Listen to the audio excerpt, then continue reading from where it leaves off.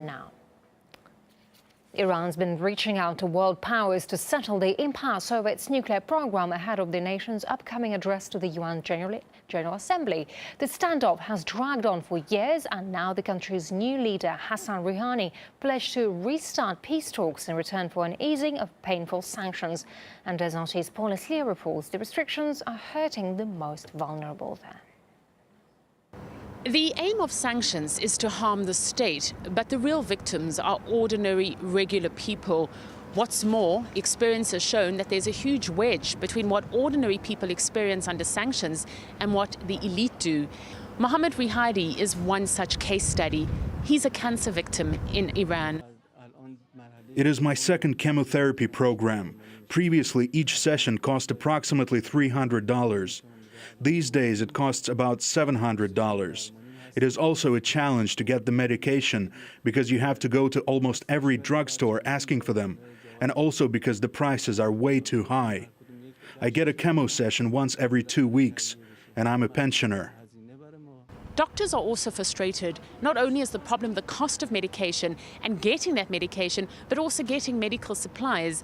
Its upkeep can also be a nightmare. We have a problem getting high-tech modern equipment to treat our cancer patients. There are numerous obstacles for importing the equipment due to the sanctions in place against Iran. We have some equipment, but it requires spare parts that we can't get anywhere. A failure of any single piece or part of this equipment causes us to stop operating the entire machine. History has shown that sanctions are a failure, but in those few rare instances where they do bring about some kind of diplomatic agreement, that takes a long time, merely prolonging the suffering of ordinary citizens. President Rouhani and Barack Obama are expected to meet at the UN General Assembly, the first face-to-face between an American and Iranian leader in over 3 decades. Washington has previously rejected any serious rollback in sanctions, but financial expert Patrick Young believes the US measures against Tehran are doomed to fail anyway. Ultimately, in an interconnected world where we have so much globalization, it's almost impossible for any country, even the hyperpower, the United States of America, to be able to successfully stop trade and transactions happening with different countries.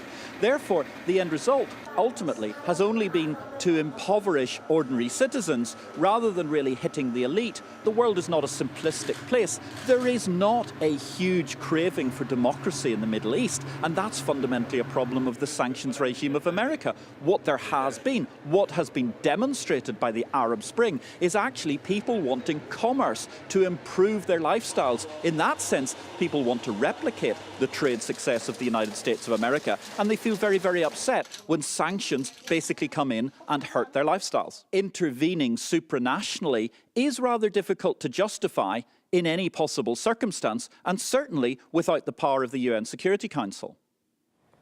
Critics say the sanctions on Iran have not been effective in achieving any political aims, no matter their scope or duration. The restrictions are often justified as being a better option than war, but they are accused of only making things worse for average people in the countries affected.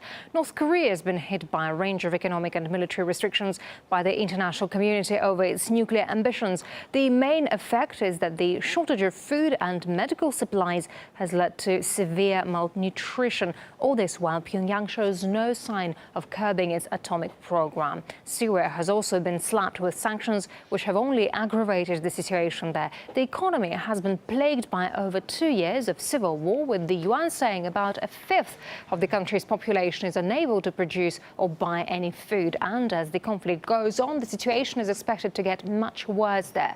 Cuba is no stranger to US embargoes as well, with the elderly and men there appearing to be the worst affected. And the loss to its economy is estimated to be almost $690 million annually. So in all those cases, it looks as tough sanctions are simply hitting ordinary people with little effect on the sanctioned states themselves.